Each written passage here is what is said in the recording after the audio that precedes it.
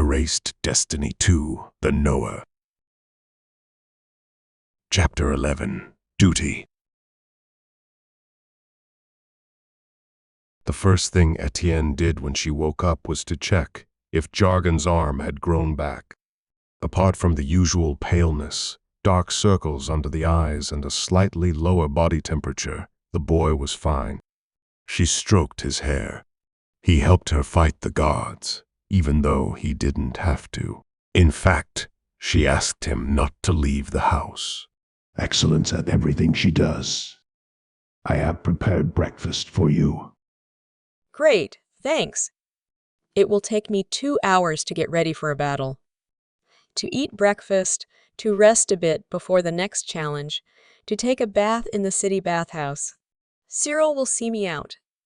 Chewing on a raw steak, Etien watched looking for a clean underwear, and she listened to Tolpe's casual conversation with Sanja about bows that work well when fighting in the city. She hoped that this time the vampires would take on the brunt of the struggle, and the role of the former sovereign would be limited to planning the next move. She sipped red wine and immediately recognized the unusual scent. It was one of the finest wines in Velenard's stock, kept for special occasions only. Without words, Etien received Velenard's message. Vampire Lord was more than happy to have her back and was awaiting their reunion. Her good mood resulted in changes in the plan. Etien wanted to have some fun while fighting in Tyrdam, especially since Zuzu wasn't her only guarantee of safety. While I am bathing, Ume and Tolpes do shopping. Buy something to eat, wine and chocolate for me, and some clean clothes for I need a pair of long gloves as well. Any color would be fine, as long as you find a matching lipstick. Where is the residence that we have won? On the other side of the river, in the richest district of Tyrdam. Too far. We'll stay here then. When we go to meet the mages, Cyril, you try to get a plan of the town hall. I am particularly interested in the current mayor's office, the headquarters of the chief of the guard, and the location of those responsible for enforcing trade sanctions. Before we leave, we need to stabilize the situation in the city. Sanja Uzumayat, I expect some results. The conversation woke Jargon up. One look at the sun's height above the horizon was enough for the boy to estimate the time as 9:30. Yume's clothes, scattered on her bed, looked very cute. The girl tried to quickly wash and dry something, but her spells were not working due to stress. Etien was unconsciously countering more destructive magical creations. Hearing that Etien was heading for the bathhouse, Jargon asked if a bath would harm his regenerated limb. Probably not, as long as you're not going for a massage. Come with us if you like, but know that I'm not ready to talk to you. I'm not ready either.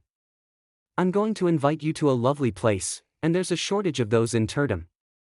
Especially lately. Cyril led the two 16-year-olds towards the desert part of the city.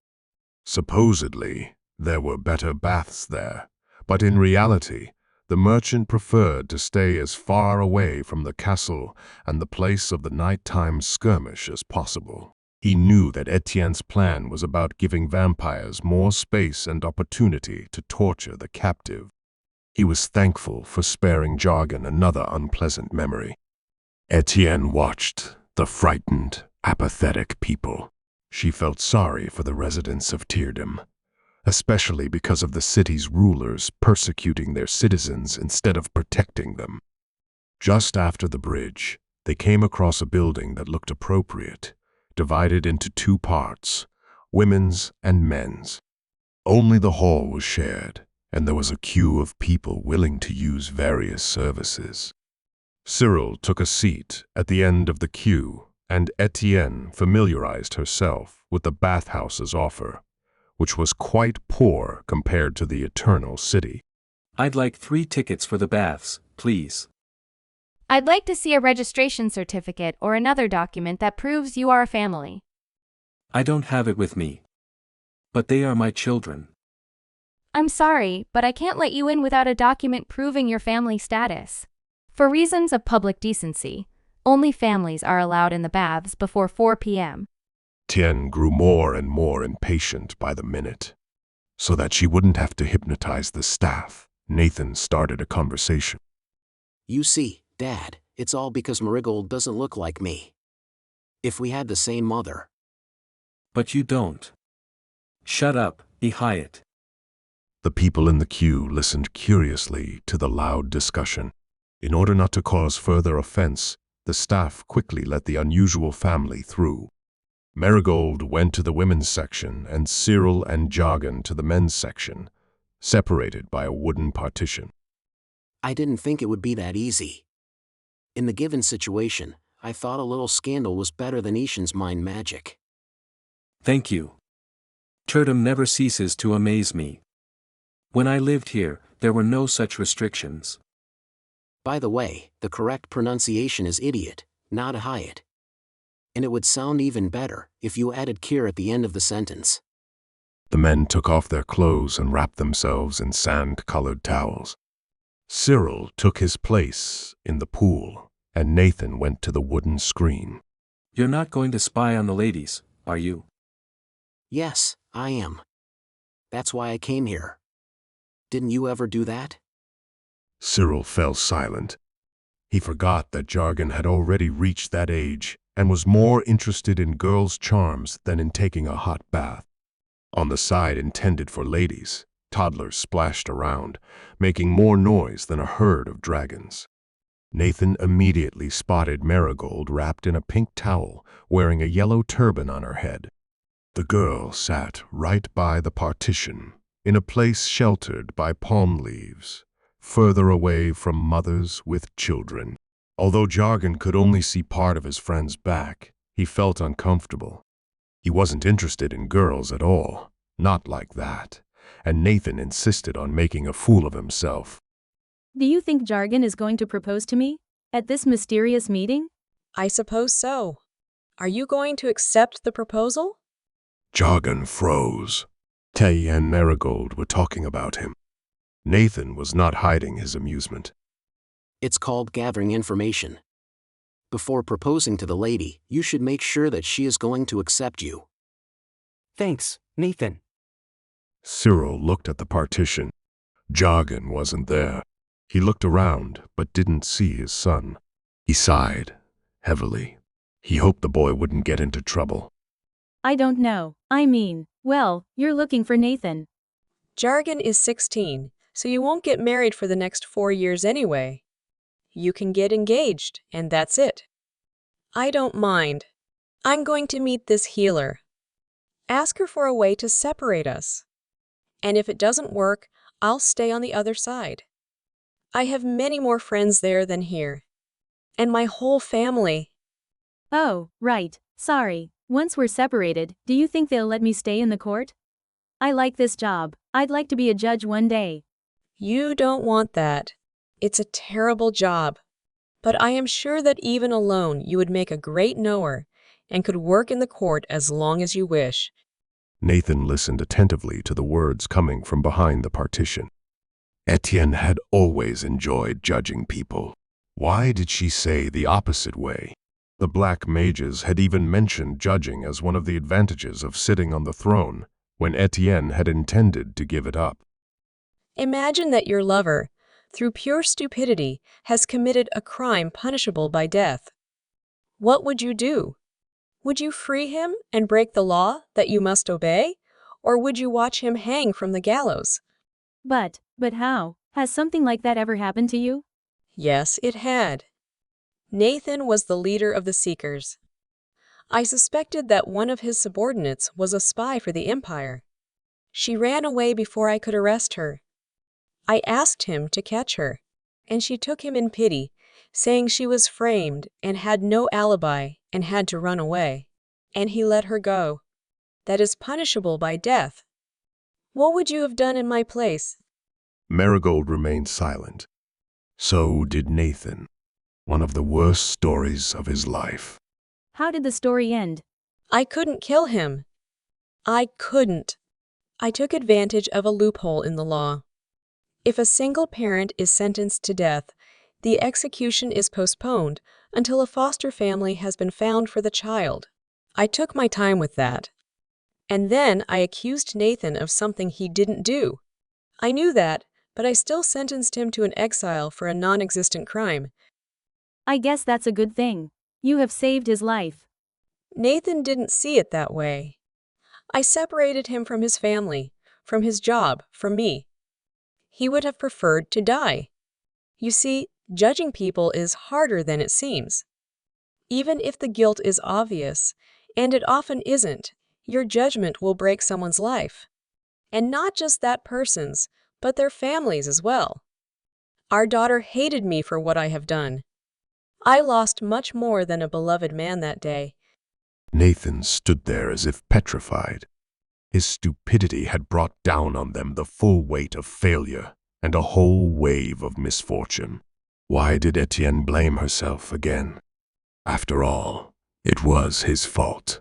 He, and only he, was to blame for what had happened. Couldn't you have killed him and transformed? Probably it was the best solution, but in anger, people rarely find a good way out of a situation. 2 years later, Nathen changed into a half-vampire. Unfortunately, 2 years of banishment ruined his psyche. As a result, the transformation potion didn't work. He was dying. To save him, I broke more rules. I cast an unremovable spell on him. One wrong decision triggered a chain of events that resulted in me inhabiting your body. Are you still angry with him? You don't have to answer, I can feel it. Why are you looking for him then? Isn't it better to forget about him? To free yourself from the past? I don't know what's better. Maybe you're right. Maybe he's already happy with someone else, living his life. Nathen, I love and hate him. He was my best husband, but also my worst. So many years have passed, and the wounds he inflicted on me still hurt. Merigold, if you want my advice, don't rush into marriage. Marriage is a source of suffering if you get involved with the wrong person. Don't force yourself to be with jargon. Don't look at what your parents expect, at the fact that you are friends. It is better to hurt someone with a refusal than to struggle with them for the rest of your life, or be a terrible spouse. My first husband, Fidelis, married me and then destroyed me. It turned out that he didn't love me at all. We were both in a toxic relationship, and it was only his death that set me free. Although I suffered a lot because I still loved him, it was for the best. Love is a trap with no way out. I'm not surprised that many people choose business relationships, like Cyril and Joanna. If you don't love your partner, you simply live in one house, work together, raise your children together. You don't feel offended if he betrays your trust, if he has sex with someone else. My third husband, Afi, was like that. We married to conclude a peace treaty, and there was never anything more to that. But I felt safe with him. Our relation was predictable. Merigold didn't know what to say. Tien's story overwhelmed and depressed her. Did she love jargon? Probably not, but maybe it was even better that way. Nathen walked away from the partition. He joined Cyril in the pool and pretended nothing had happened. He gave the field back to jargon. Tien loved and hated him. She still suffered because of him. Meeting him would only deepen her grief. Nathen decided not to reveal himself, not to open old wounds. As jargon, to help Etien as much as he could, to bond with Merigold, and when Etien left her body, to follow her to the land of the dead. There, to beg for forgiveness. After waking up from a post-lunch nap of magical origin, Jargon saw his father filling his pipe. The apartment was silent. Not even the prisoner abandoned in the next room made a sound. One look at the height of the sun above the horizon was enough for the boy to estimate the time as 2:30 p.m. The leftovers on the table suggested an imminent departure. Did they leave? Without me? 20 minutes ago. Don't forget to drink the regeneration potion. Etien said not to overexert yourself today. I'm not going to. My head is spinning. And I'm really thirsty. Cyril handed his son a mug of cold tea. Jargon grabbed the mug with his right hand and tried to support himself with his left, but it couldn't hold his weight, so half of the contents of the mug ended up on the boy's clothes. Jargon drank the tea in one gulp and silently asked for a refill. He couldn't remember when he had been so thirsty. Stay in bed, okay? I'll go to the market and buy something to eat. We'll leave tomorrow or the day after, though. It's hard to say no to Etien's organizational skills and healing knowledge. I am impressed by the efficiency with which she took care of you. If only Sintra had equally talented healers. Never mind. I'll be back in an hour. Please, do not leave the apartment till I return. And do not free the hostage. Father left the house, leaving Jargon alone with Nathen, who was insisting on following Etien. Jargon closed his eyes and pulled the blanket over his head. Why? I'm of no use to them. And since Uzumit has her back, I don't have to make myself a target. If Uzumit was fit to be a bodyguard, he would have been given the job long ago. He'd sooner gut 100 people than shield anyone. Then let him gut them. If they aim for him, they'll leave Etien alone. Give it up. We're not going anywhere. Jargon was aware of the growing influence of the foreign consciousness, but unlike Merigold, he had no intention of giving in to it. He was not fascinated by the other life, full of dangers. He did not want to know what some Nathen had done in the past, how he made a living, what connected him to Etien, what battles he had fought at her side, what skills he had acquired. He was terrified that in case of danger, Nathen would brutally take control of him, and, without regard for his own, Jargon's safety, would realize his goals. Jargon was lost in his own thoughts and feelings. More and more often, he did not understand what drove him. Was it his fears, desires, and needs, or the influence of this stranger? That story. What Etien told Merigold. Was it true? Yes, it was. Did really Etien banish you? I just said so. First, I was blackmailed, then I succumbed to the traitor. I was not fit to lead any faction, especially not the Seekers. My mistakes destroyed so much. Etien. She still hasn't forgiven me. Jargon sat down and looked around. He was still thirsty, so he came to the table, looking for more of cold tea, but the pot was empty. So he drank some water and wanted to return to the so-called bed, but Nathen stopped him. He was looking at the table.